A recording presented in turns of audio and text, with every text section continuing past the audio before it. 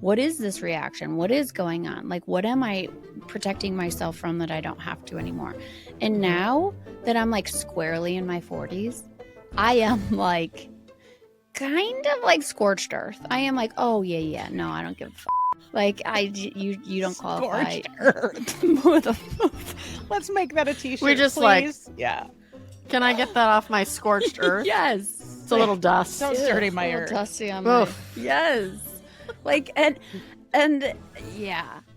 I just don't have time. I don't have time, and I don't have energy, and I'm so tired. No, I know. So tired. I'm just so tired, you guys. That could be the perimenopause or the menopause, whatever. But, yeah. I know. What is like I'm actually sweating right now.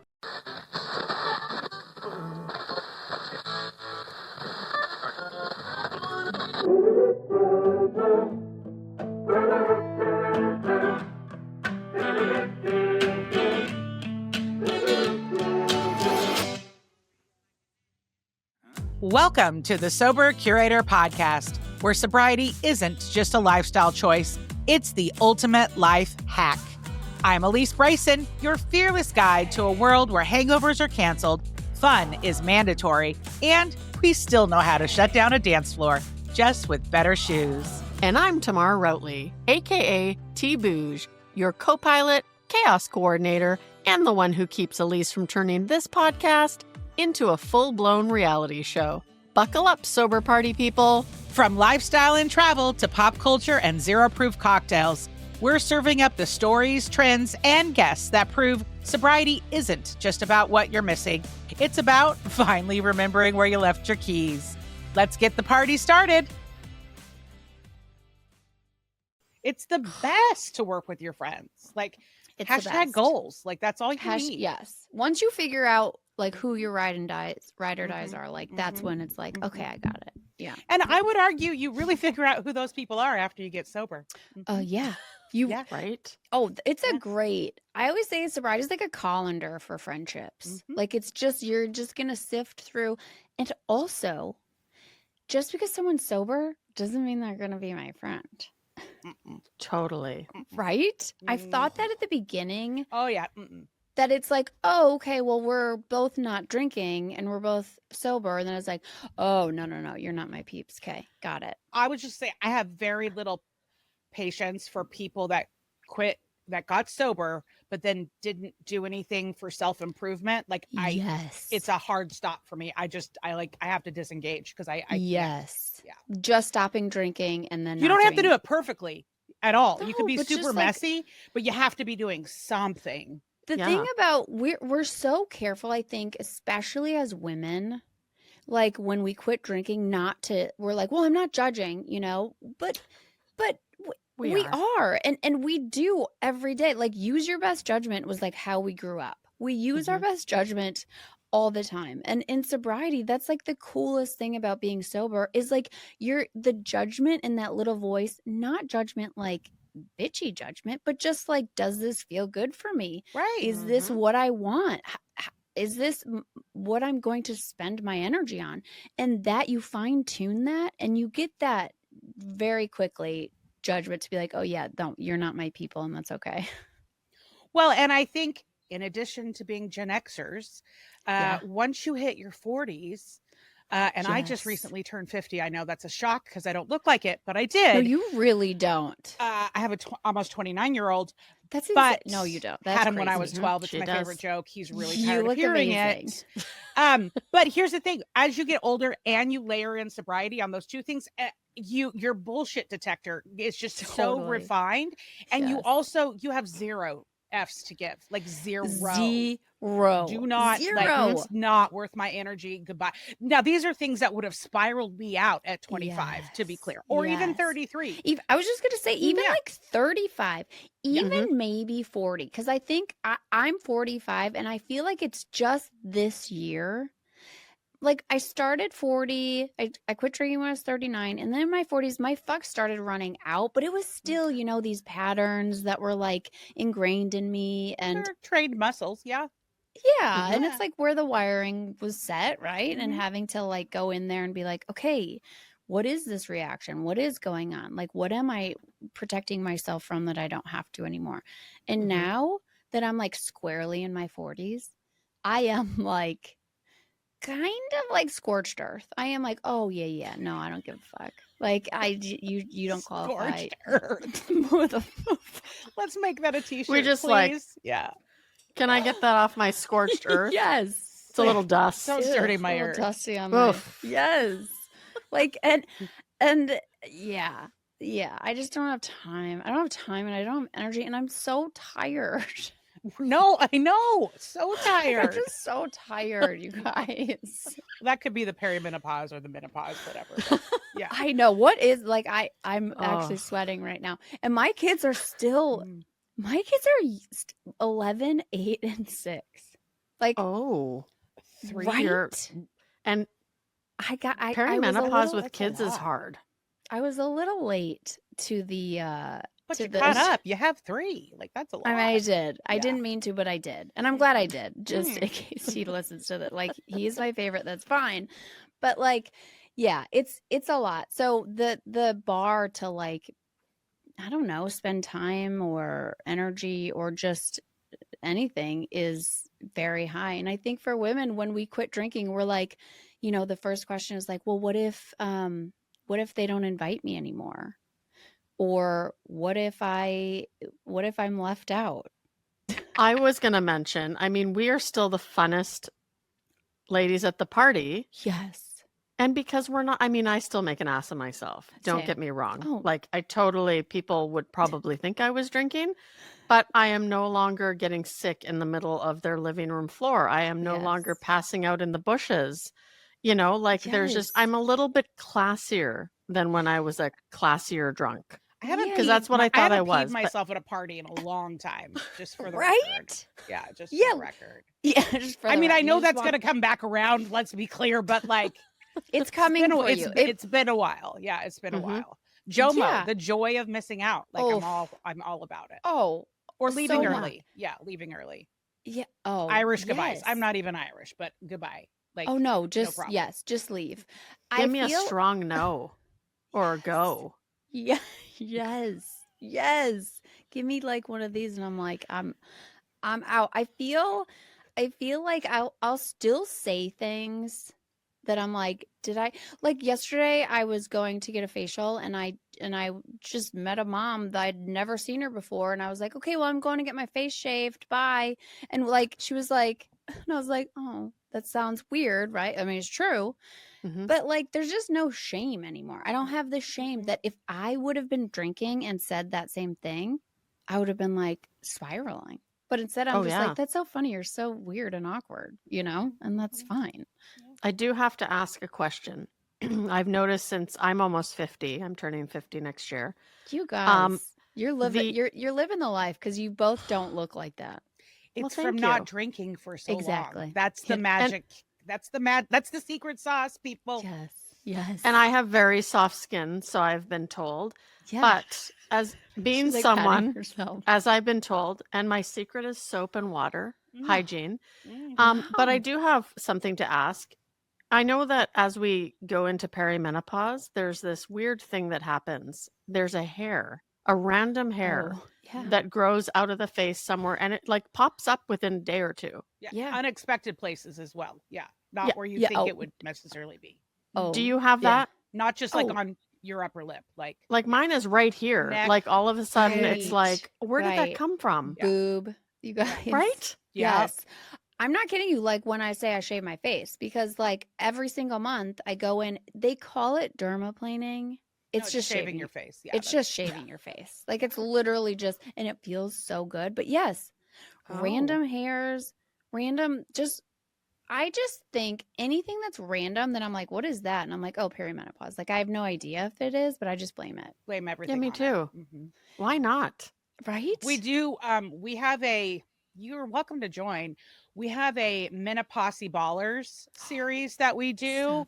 Guys. Balls up. Wait a second. What is this? I can send you some. I send them all over the world. So we get on and we do podcast episodes, and we all have our balls, and that's how we take turns talking. And we just talk about all things so menopause or now. perimenopause or whatever in recovery, because that's like a double whammy. Like that's like extra. Okay, is it extra? But I feel okay. I want some balls. Okay, I'll send you some balls. Thanks. I feel like I can't imagine drinking through this because I think it would make it so much worse. Yeah, I think it would make it worse too. That's true. That's true. That's true. I think that I would blame myself and my like, struggle to moderate on. I think I would blame it on me when really it might be perimenopause and I don't have to spiral into shame, right? Or then the alcohol just makes it everything so much fucking worse and I'd be hot and sweaty and like hurting everywhere. I'm like not there yet. And sleep. Like I just think alcohol would make it so much harder. Mm-hmm. Well, except for the times where you're blacked out. Like I think that's the sweet spot. Then like, that's what you're shooting for, right? Just the blackout. Then you don't. Yeah, you want like surgical amnesia where you just don't feel anything, right? Yeah. That would be I do want to give a shout out to all the women who get sober during perimenopause. Oh my gosh. Because like kudos to you. Yeah, that's for real. You're dealing with the emotions, you're feeling depressed again, you're having I can't even imagine being hung over, like you already have the sweat and gross going on and then having a hot flash, like how awful. I'm sorry, but if that doesn't give you a reason to pick up a drink, so shout out to those women. Yes. And just giving yourself a chance to be like, oh, wait, I think alcohol is really fucking this up, right? And it's like, you're not going to maybe get that pink cloud feeling, but it's going to be so much better than if you were dealing with this and hungover and smelling like cured meats. Like when you... She just slides that in. Wait, just casual. But it's so true. Like after a heavy drinking night, I smell it still in the gym. Like I'm on the treadmill next to a guy and he's like sweating and I'm like, sir, you smell so much like bologna. I'm going to puke. And that is alcohol like coming out of his pores. You guys, if you were wasted last night, you smell like cured meats today. That's just reason enough to be like, So really what we could add to, somebody that wants to know if their significant other or someone in their lives are an alcoholic, do they smell like bologna? Yes. That could be a good indicator. It's a telltale, like pickled smell, and it's not their breath. It's not their breath. No, it's definitely their pores. Yeah. It's their pores, and they can't get rid of it until they like sweat it all out. Could you imagine just a scenario where you walk up to someone and you start sniffing them and go, yeah, you're one of us. I know. And they're like, you don't even have to walk. You could like 5 feet away. Yeah, you don't even have to be that close. That's true. No, you're just like wafting. It's like, yep.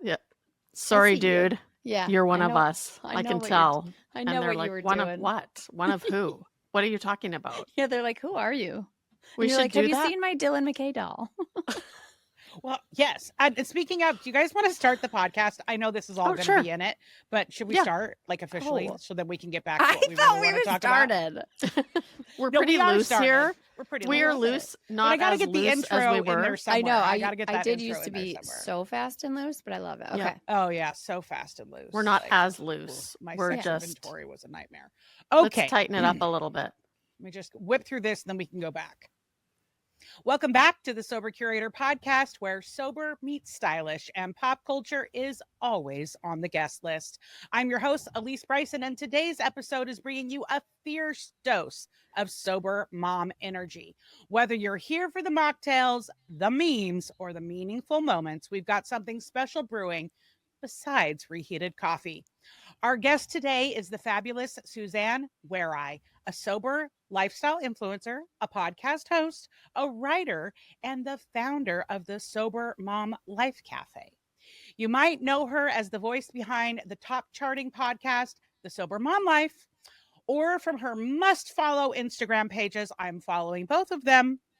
And she's been featured in Scary Mommy and the Huffington Post, and she's currently taking the sober world by storm, people, with her new book, The Sober Shift, and she's coming to Seattle, and T. Bouge and I have already decided we're going, so there's that. It's a bold manifesto calling BS on mommy wine culture. Let's get into all of that and redefining what it means to live free. Suzanne, it lives just north of Chicago with her husband, her 3 adorable kiddos. Yeah, that's 3. That's right. That's a lot. That's more than 2. And what we assume is a microwave permanently set on reheat coffee. Her philosophy, whole heart, half ass. I'm here for that. Suzanne, welcome to the show. Oh my gosh, what an intro. I'm your hype girl. Yeah, I'm here for you. Yeah, I mean, I love it. I want to be here every day. Well, you can. We can make it happen. I mean, I just show what we do. Yeah. My pop little into face our just Riverside pops up. studio. Yeah. Yeah. I'm like, well, if hey, you're guys. on Microsoft Teams, that's a really good way to just chat with us all day long, send each other memes. Yes. Yeah. Yes. Oh my God. And when you said the pop culture, you know that I'm like, I know I'm home. Yeah. You know, you're home. like I know this is a safe space and I'm just never leaving.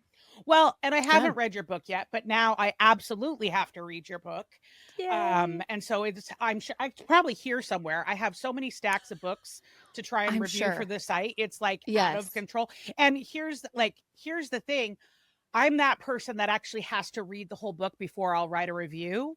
I know that there's a lot of people that just kind of skim and then write their review or like base it off the description and then write through. I can't do that. Like I have to actually read it. Otherwise, like, what am I curating? Nonsense, right? Like, I have to... that seems pretty honest of you. I gotta say, that seems like the right way to go about it. You could just wait to listen to it because I recorded it. Is it coming out on Audible? Yeah. Yeah. I love Audible. Like that's paper same. copy or Audible. I will not read on a screen, but paper copy or Audible, I am all in. Yes. Yeah. I listen to books constantly. Books like, it used to be Quit Lit, not so much anymore, but like true crime podcasts, like in one ear all the time. Like, I listen to everything. Have you, a good one that I would recommend is Demi Moore's memoir that came out about a year ago. Did you listen to it? Because it's in her voice. I felt like I spent the day with her. In her voice, that kind of like best. gravelly, Raspy, rough. gritty. Yes. Oh, I loved that. It was so good. Yeah. Wait, I'm sure you listened to Britney's. Oh yeah. Okay. Yeah. I mean, I'm glad we're all a little bit worried about her. Though. We're all so a little bit worried. I'm so worried about her. I am glad she didn't read it herself because Michelle Williams did a great job. But agreed. I know. Okay. Sorry to bring us down. I'm like, so let's talk about Britney. Let's talk about what's going on. Well, it's interesting. Let's talk about Britney because this is our whole thing. And obviously you're our people is the way that sobriety, recovery, whatever term floats your boat is fine with us, has been depicted in the headlines is shifting. Yes. Awesome. Still has a long way to shift, to be clear. But, in the 2000s, we're watching Britney melt down and shave her head. And unfortunately 2 decades later, she's still melting down on Instagram. And so, but she's doing that versus in the 2000s, the media was doing that to her. So there is a difference. I think in the 2000s, she was trying to escape that. Right. And it was just like, let me get out.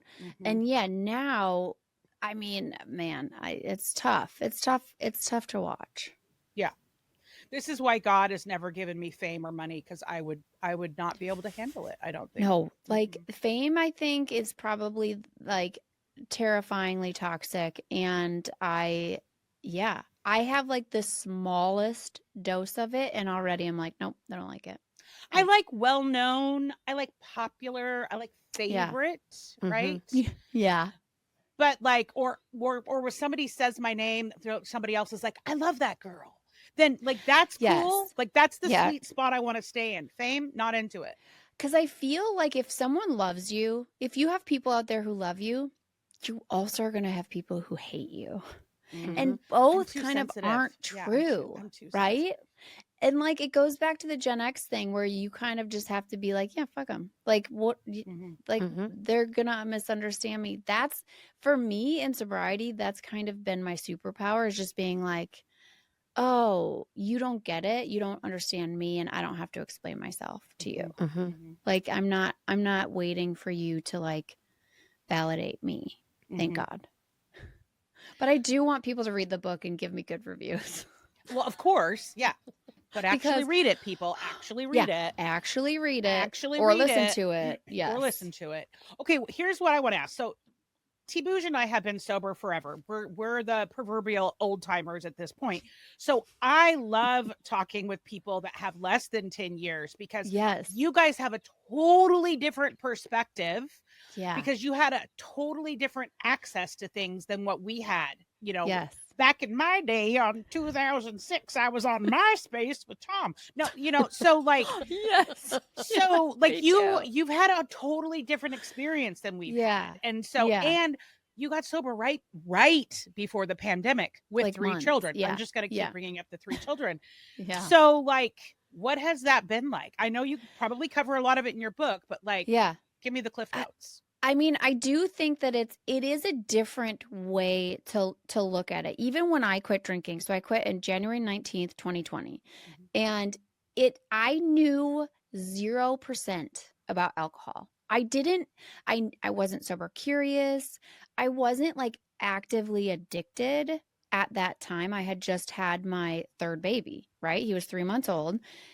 When I say I wasn't like actively addicted at the time, because I hadn't drank in 3 months. I had just had a baby. Well, I guess I hadn't drank in a year, right? Pregnancy doesn't count, I don't think, because it's just different. No, it's just different. It's just the right thing to do. Yeah. And no one's being like, oh, what? You're not going to drink? No. Like, it's the only time though. It's literally the only time. And you're counting down to when you can drink again. Yeah. It is actually the reason I never had kids originally, because I'm like, 9 months? No, I'm not doing that. As I spit out my coffee. Thank you for that.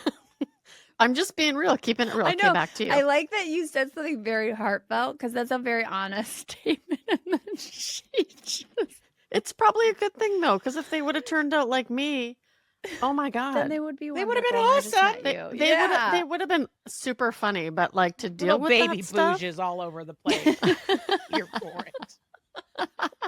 Okay, carry on. Okay, so you weren't sober curious. Does that mean you weren't like trolling people on Instagram before getting sober? Okay. No, I was very much like, I was binge drinker, party girl in, college and in my 20s, a blackout drinker, booze and boys, give it to me, right? And then in my 30s, I met my husband when I was 30, and I was like, all right, like, I'm going to drink like an adult now, and I'm going to, like, get a handle on this thing. And like, I did, right? I always say I was like a master at moderation, which you have to be. If there's a highly addictive substance in your life, you have to control it. You have to have willpower to control it. That's just kind of the nature of the substance itself. I did, but I hated it. It was just like, it's soul sucking. It spent a lot of my energy was spent on like, okay, so I'm going to have this, and then I'm going to drink water in between. And the shame that I had from my binge drinking days still followed me. And so the shame was still the same. I blacked out twice, I think, in the 5 years since having kids. I blacked out like when my oldest was 9 months old. And then I was like, all right, I'm never doing that again. Like, I will now drink in a more orderly fashion. Blacking out with a baby there's shame in that. I mean, I can't even imagine. I'm in that club, and there's legit shame. Even though they slept through the night probably and nothing happened, like legit shame. Yeah. Like, even though nothing happened, and that's the thing, right? It was all inside and what it did to me inside. And I was like, that will never happen again. Fast forward 5 years, and my last baby's 3 months old, and I went to like this like fancy pants party. So I wasn't around kids, right? And I hadn't drank in a year, and they're filling up my champagne. And I was like, yeah, I'm going for it, because I'm out. And I blacked out again. And I nursed him. I had to have nursed him in the night with a blackout, because he was 3 months old. Maybe I nursed him twice. I don't know. And so the realization of that morning, I was like, all right, like, I'm just done. I said it to my husband. He was kind of like, okay, that's cute. Just like, all right. Sure. He wasn't, right. He wasn't like, okay, babe. Yeah, he wasn't doubting me, but he was also like, okay. There was just something inside me that I was like, and I had never allowed myself to really think about how I felt about alcohol and my relationship with it, because I say it was like mold in the basement, like all of those stories from binge drinking and everything I had lost, which didn't look like anything from the outside.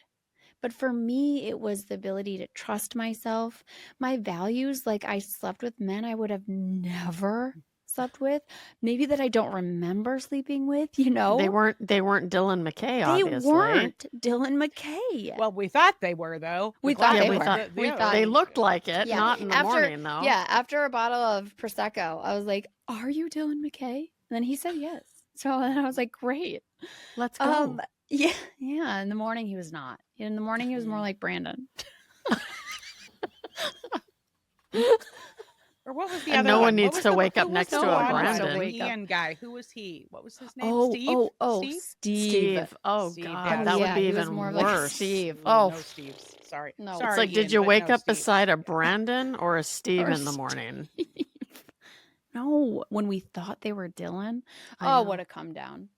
Yeah, and so like here's the thing, and this is what I talk about so much in the book, is that from the outside, like, I didn't qualify for sobriety. I wasn't, drinking every day. I wasn't this thing that we have in our mind that, like, Meg Ryan and When a Man Loves a Woman, and that it's like when you're forced to quit drinking. But that morning I was like, okay, I guess my options are I could wait until I lose something that qualifies me for sobriety, but like, what am I willing to lose? Like, what am I waiting to lose? Am I waiting to lose custody? Something wrong with my marriage? Like, do something that really I can't come back from? Or should I stop this train now before it gets to the point that I'm forced? And so that's my story. And that's kind of the book is for people who just kind of have always hated their relationship with alcohol, like, maybe had a history of binge drinking, sometimes blackout, but really think moderation is the goal and think that sobriety means like you've lost the privilege of drinking. And I really kind of like burn it down. And I'm like, you guys, I promise you drinking is not a privilege. Like, when we really get down to it and when we really decide to tell the truth, it's not. And living life without it is not a punishment. Like, this does not feel like a punishment to me. No, not at all. And one of the things I want to point out that you said, it's like we reach this moment in our lives when we decide or we make this statement like, I'm going to start drinking like a grown-up. Yes. Like, what does that mean? Right. I have seen plenty. Well, I mean, I myself too, right? I quit when I was 36. Yeah. But it's like, I still see people who are in their 60s, 70s, 80s that drink very alcoholically. Yes. And it's like, but that's normal to them. But I think the key difference is there's those of us that were like I always tell people, I'm like, if you don't have a problem with alcohol, you don't talk about it. You just have your half a glass of wine with, I just think is like, batshit crazy. It's also like a unicorn experience. Yeah. Like, those people are the unicorns that we've been taught are normal and are the goal. And they're the Lisa Franks. You're right. They're the Lisa Franks. Yes, they are the fucking Lisa Franks of drinking. And big alcohol is laughing all the way to the bank, knowing how addictive their product is and knowing that that's not the goal or that's not the norm. And you know how I know that's not the norm? I don't know. We have alcohol at baby showers. Maybe that's how I know that's not the norm. We have alcohol at 1-year-old birthday parties. We have alcohol at water parks. Like, we can't, as a society, go like to any event without it being alcohol, drenched in alcohol. And so this, like, one and done or like take it or leave it drinker, that's just not normal, quote unquote. Right? You know, what I also think I heard you say, and you can. I said a lot. You guys said a lot. You said a lot, but like I'm telling you, it's like wind. It's like you pull a wind string me up and let me go. Yep, we get it. Mm-hmm. But what I think I heard you say is that you did hit this pivotal moment where you had clarity of what your choices were, and were you just going to wait until something bad happened, which is what I hear you say is you knew it was eventually going to, right? And I'm of the camp that this thing is progressive. It's only going to get worse. It's never going to just plateau or stay better if it's really a demon that you're battling on the inside. Again, it's all an inside thing. You're right. On the outside, everything can look great. The month I checked into rehab, I was salesperson of the year at a major newspaper. So like, it's, it doesn't look like the after school specials we grew up on in the 80s. Right. It totally doesn't, which is why we're left assuming everyone else is drinking, quote unquote, normally. Right? Because like we just don't talk about it because there's so much shame in like, well, obviously this is user error. What's wrong with you that you drank this the wrong way? And like in the book, I asked the question like, what's the right way to drink it? Like, tell me a right way to drink this substance that is very unpredictable, changes your brain the second it hits your lips, takes your impulse control away. Just your brain is different. So what is the right way to drink this thing? I would like to say I did do some testing, real life testing on this, and I tried drinking beer upside down. Still hit me the same way. Yes. And I believe that was at my first wedding. What? My boss walked out to say goodbye, and there I was upside down. Yeah, I've heard this story. Yes, in your wedding dress.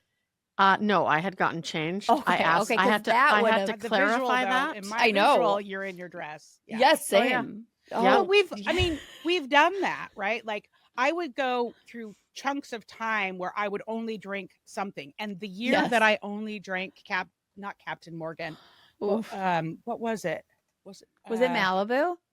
Oh, Malibu. God, why is it like escaping Fireball? My brain? It was awful. Goldschlager? Keep going. Jägermeister? Oh, Rumpelmans. It's going to come. I don't know. It's not any of those. Bartles and James. God, Zima. It's gone. Zima. Oh my God. Zima was the worst. Boone's Farm. Zima with the Jolly Rancher.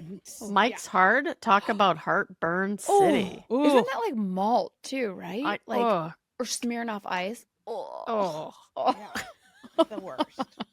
Okay, I need a nap after this. But no, I thought if I just drank the one thing, then I could never have tequila. If I had tequila, like I was on a table, like things were going to happen, like no tequila, like, But I would try to control it that way. I made rules. I made lists of rules. Like I won't drink until my kid goes to bed. I won't drink on Tuesdays. I love hearing people's moderation rules, like the way we twist ourselves up to blame ourselves for not drinking this thing the right way. It's fascinating because we all have them, right? It's like, I'll eat bread.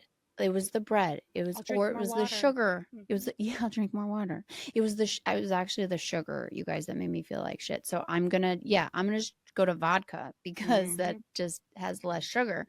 And all of these ways that we like protect alcohol and defend alcohol and put it up on a pedestal to be like, well, obviously I need you and I'm just doing this the wrong way. And the book that's what the book does. Like, is it shifts everything from alcohol being the hero and you being the villain to like, wait a second, like it's getting a big pass. It's gotten a big pass for a long time. And I think it's time to like flip the script. And let's talk a bit about then big alcohol and marketing, because let me add them. Let me fucking add them. Like, hold me back. I mean, the things that I have seen in the last 2 decades are ridiculous. Insane. If you're a woman and you're not pissed about how we have been targeted and what big alcohol thinks of us, that all they have to do is put flowers on a label and we will fall for it. All they have to do is make it pink so that the women will like it. it's insane how targeted we are, and especially moms, because they know our pain points. They know we need help. They know systemically we're being, overlooked and taken advantage of, and we need more help. And they're counting on us to get addicted. They need us to. Well, and they know what's at our Stanleys. Yes. Right? Yes. And like the bags, how many bags did you see, whether it was a bag, a handbag, or like a tote bag that had hidden flasks with like. It's insane. I mean, it's this cutesy. The thing that makes me so mad is it's packaged in this cutesy, like, well, if we just say like, it wasn't a good time unless wine was involved on a napkin and make it pink. Like, it's all designed very specifically to get us addicted, because they need us addicted, because they need to sell their product. And so, I mean, I speak from experience. I was an influencer, and Kettle One, well, maybe I shouldn't say who it was. Okay. There's your edit for tomorrow. I know. You did it. Thank you. Thank you for keeping me here. You're so, and a top vodka brand hired me because and this was in 2015 or 16, I want to say. And this was like the wild, wild west of influencing, when we like just had no morals, and we were like, what? You'll pay me? Okay, great. Like, oh, great. I have 7,000 followers. Okay. You'll give me, $500, $700. I'll do it. And yeah, they hired me to make this vodka botanicals, their new line, to make it look good. And I did it. And I didn't drink any of it because I was never a vodka drinker. And so then I just poured it down. But I was like, sure. I worked for wine brands too. And I definitely drank that, because you don't forget, I was an adult now. And so I was drinking wine. I gotta say, I just got a little sad when I heard you talk about pouring the vodka out, like the inside. Like, you're like, I'm just like, God, it's so wasteful. Like, I know, it's such a waste. Oh, I have a story of that too. My wife, we have two 20-year-olds. This is back when they were 18, and we found out one of them was drinking. And so she is one of those unicorns that like can have one beverage a month and be like, I'm good, which still baffles me. So she had I think it was like an 8-pack or something of some sort of wild something. You know which wild one? Turkey. Something of it. It was a 6-pack. Anyway, she had it on turkey. She had it on the patio outside, so it was away from the girls, because they were adopted and they definitely have the genetics for it. Yeah. And she found out one of them started drinking and actually stole something. She had a bottle of something in, one of the cupboards. Anyway, I'm sitting on the bed one evening, and she grabs them one by one, cracks them open, and starts pouring them out over the patio. Now, I had been sober already for, 10 years. Yeah. And I'm looking at her, and I felt this pain in my heart and this sadness. And I'm watching her just crack one by one. I'm like, what are you doing? And she's like, give them to someone. I know. Don't donate them. But it's still drop them off. Give them to another active alcoholic, please. But like, this is what's going through my very sick brain. That in it's that very moment. Ingrained, right? Yes. From all of these, those like. She's like, what do you care? Right. I'm like, but there's part of me that does. Like, you're wasting it. So it's still, we can still after that time be a little sick. Yeah. I could just picture that. That's funny. Yeah, I will never forget that day. It's actually, I should probably see a therapist about it, because it's clearly still impacting me. Yeah. You have some work to do on that one. Man. Yeah. And as we already established at the beginning of this call, I can't roll with people that don't do work on themselves. So that's true. Add it to the list. Well, if Dylan McKay was talking me, no judgment. If Dylan McKay was talking me through it. Now, if Brandon was, I would be like, give me one of those drinks. I'll chug it. Yeah. Kick him to the curb. Yeah. No, Brandon. Steve and Brandon, you can exit stage left. Yeah, immediately. Yeah.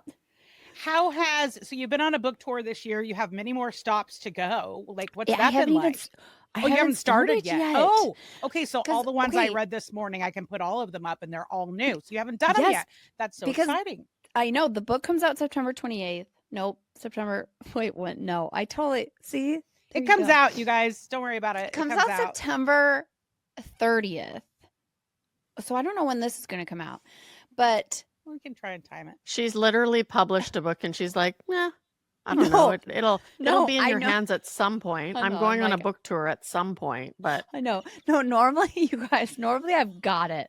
Dylan McKay threw me off. I'm just in my brain she's about. In the zone. I know. She's in the zone. It's what we She's do. frazzled. She's got Dylan brain. No. Yeah. It comes out September 30th. Everywhere you get books, all the places and all the formats. I recorded it, so you'll get to hear my dulcet tones.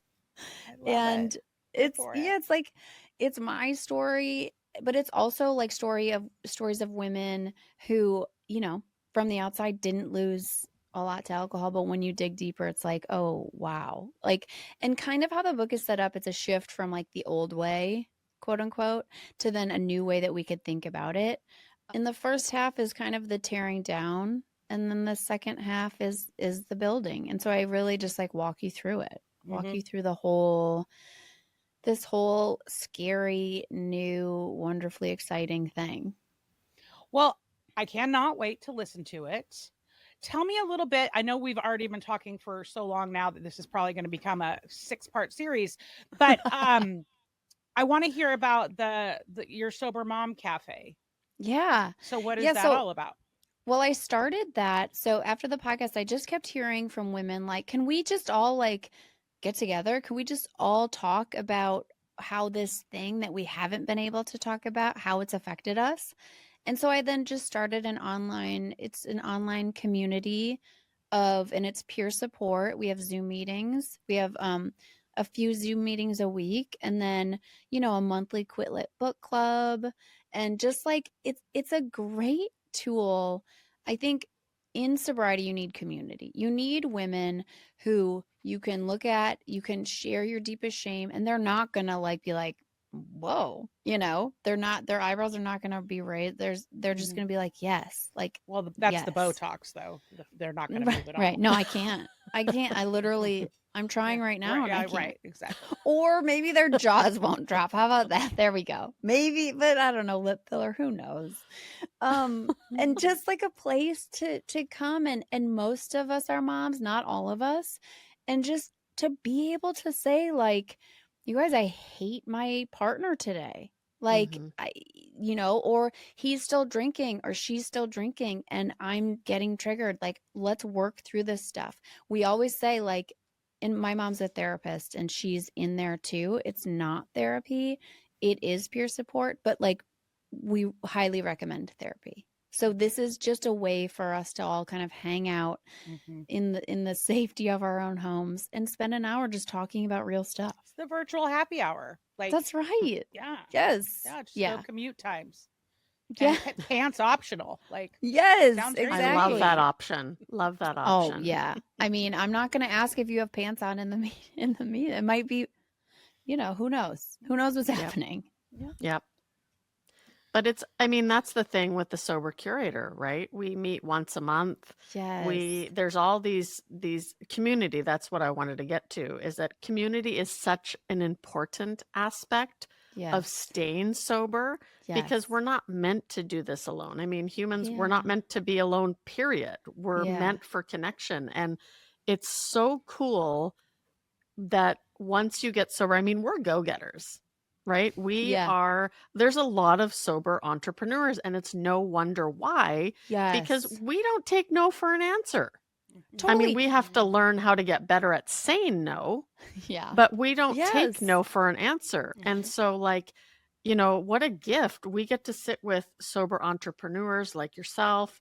And, with what we do, we support sober entrepreneurs, sober creators. But at the same time, there's been people in our monthly get-togethers that will say like, this is my home group for sobriety. This is my, place, my people.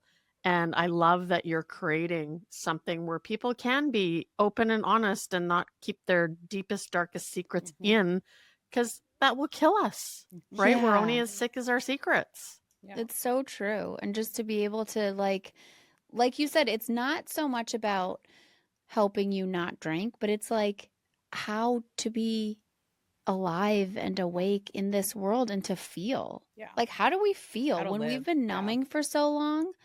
Feeling is hard. And like so much of that is just talking about what's going on and like sharing it. And I don't know if there's a better thing to hear in a community than like, this feels like my home, right? Like this feels like I'm in the right place and I belong. Like that is just, anytime I hear that, I'm like, okay, music to my ears, because that's the goal, especially after the pandemic when we all felt so alone because we were, right? And we were isolated and all of that. So yeah, I love it. Well, let's move into our sober shots round. I'm going to just send you rapid fire questions. And you can pass if you want to, but actually you can't.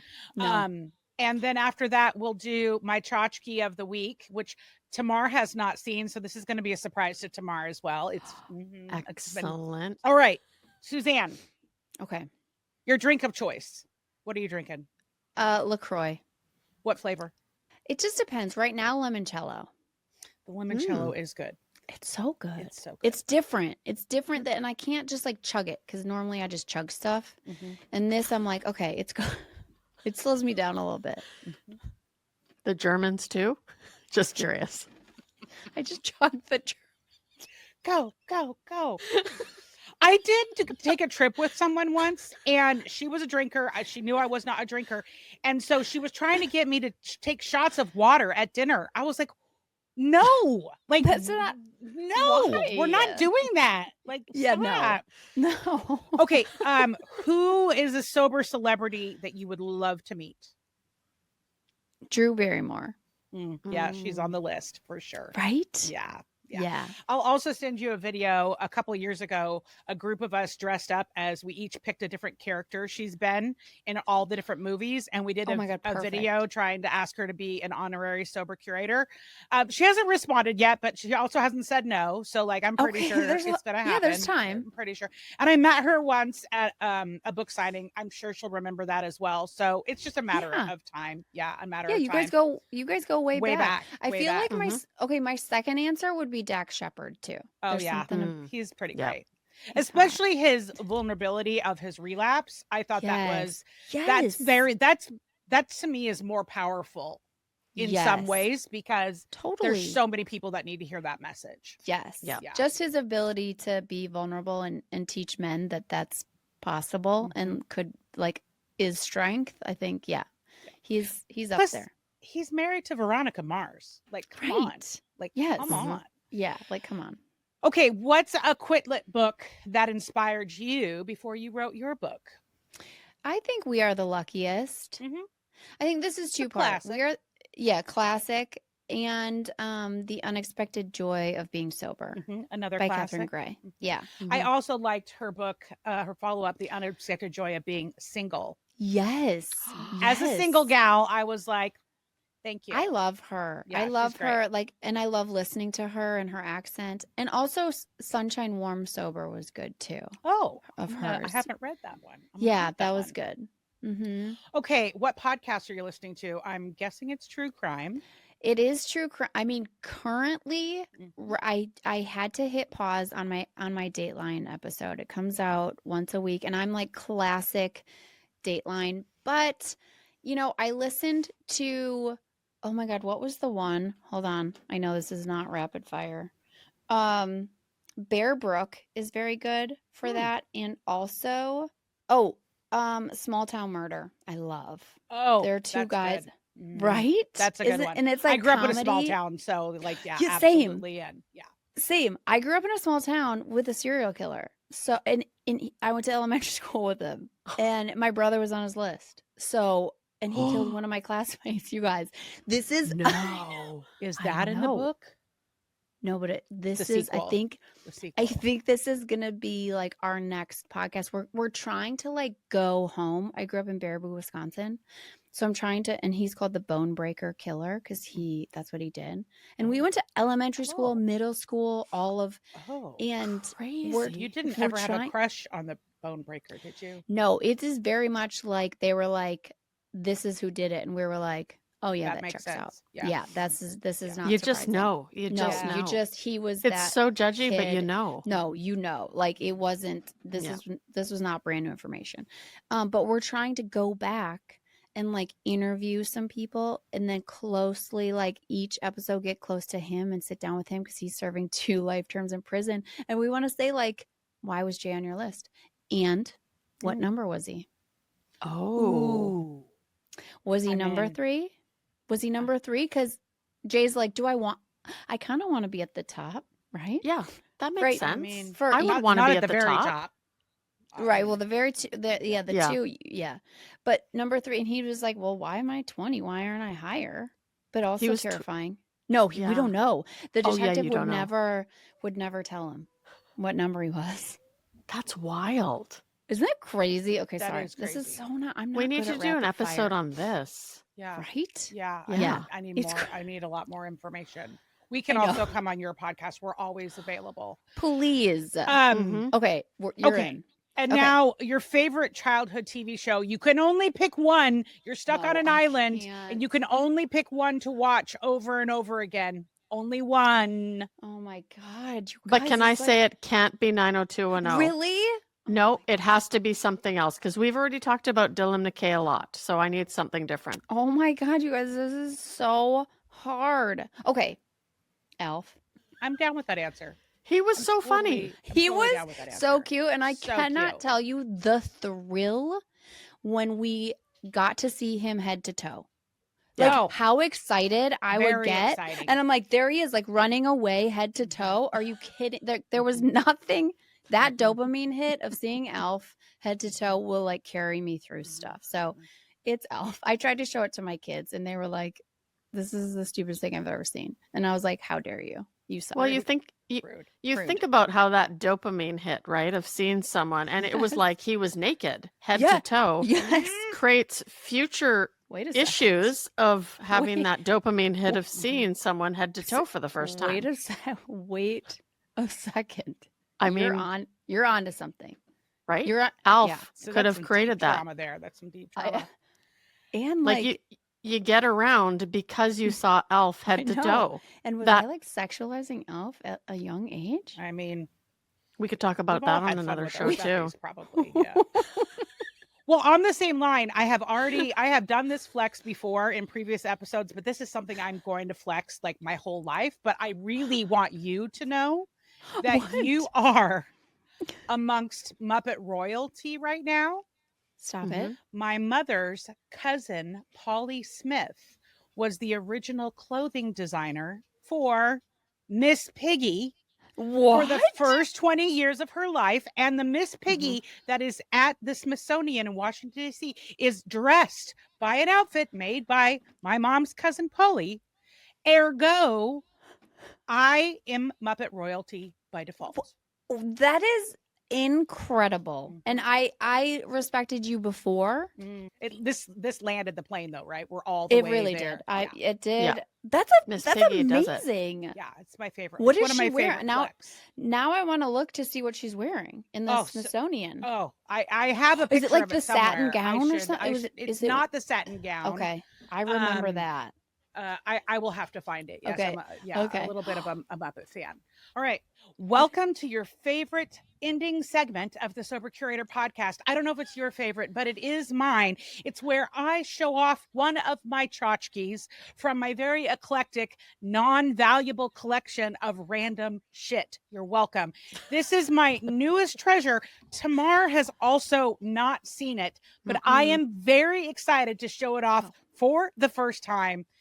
And I'm showing it to both of you because you're good enough. Good enough for me. Good enough. Yeah. The Goonies, Little People. Yep. Just landed in my house last night. It's very exciting. I'm like still on the fence if I'm going to take them out of the box or not, but like, no, I don't think you very can exciting. Do you take those out of the box? I usually do take things out of the box. Like, You toys do. are meant to be played with, right? I'm not one of those people that keeps everything in the box and puts them on Yes, the shelf. they are. That's kind of They're definitely meant to be played with, right? Like, and photo shoots, like, you know, that box is so good, though. Okay, it's a good box, but I will keep the box. I just will probably take them out, put them back in. Got it. Them out. Yeah. Oh, got it. Okay, I feel good about that. Yeah. So that is my Tchotchke of the week. Suzanne, this was awesome. We can't wait for you to come back already. Like, we cannot wait for you to come back. We will put all the links to all the places where people can find you in the show notes. But do you want to just give a shout out right now of your website and your IGs? Yeah, it's SuzanneWarye.com. That's where you can find like the events, the book, all of the stuff. And then the IG is Suzanne Warye. And I have the Sober Mom Life podcast. So exciting. Yay. Thank you so much for having me. That is all the time we have. My dogs are going crazy, so that means we need to wrap. The dogs are barking. Remember, getting sober matters, but staying sober matters more. Until next time, this is Alysse Bryson, and thanks for watching. Thanks for tuning in, because let's be real, we're way more fun than your ex's drunk texts. If you laughed, learned, or just need more of our voices in your life, honestly, I mean, who wouldn't? Hit that subscribe button, leave us a review, and send this episode to your sober or your I swear I'm only drinking on the weekends besties.